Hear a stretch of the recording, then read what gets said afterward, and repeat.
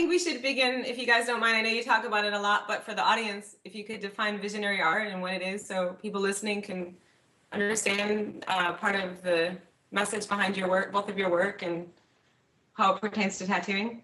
We've been enjoying your feeds on Instagram, and when you talk about visionary art, that's kind of where a lot of the forefront of visionary art is right now. And I think that the communities that are forming today are broader and more world-based.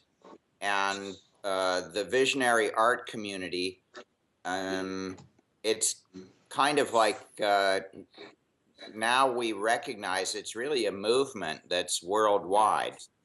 And when we say visionary art, the most recent, perhaps the most powerful incarnation of this movement in art, because I think it started in the caves, like 30,000 years ago, So it depends on which phase of visionary art we're talking about. But it's basically a portrayal of the inner visionary dimension, the divine imagination, as William Blake called it.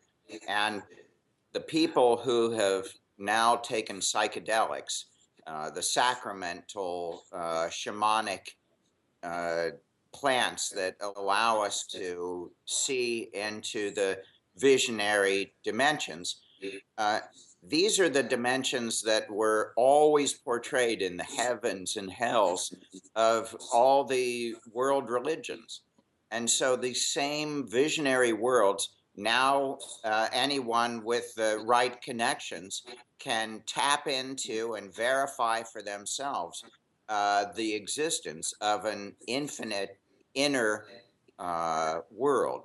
And that once one has gone through the psychedelic experience, you know the power and importance of the visionary experience.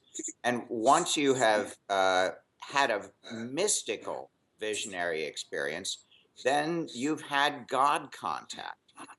Now, like Steve Jobs said, it's just one of the most important experiences of a person's life. It's right up there with having a family and meeting your beloved and everything, because it has to do with your discovering your spiritual center.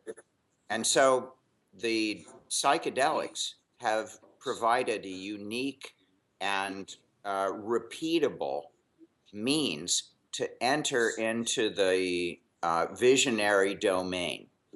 And now artists who for decades have been experiencing these dimensions and they have been classically trained to represent realistic kind of phenomena, are now applying those skills of draftsmanship and the understanding of form and surface and translucency and transparency, and all these kind of trained skills are going into attempting to portray the multidimensional, interdimensional experience of the visionary domain.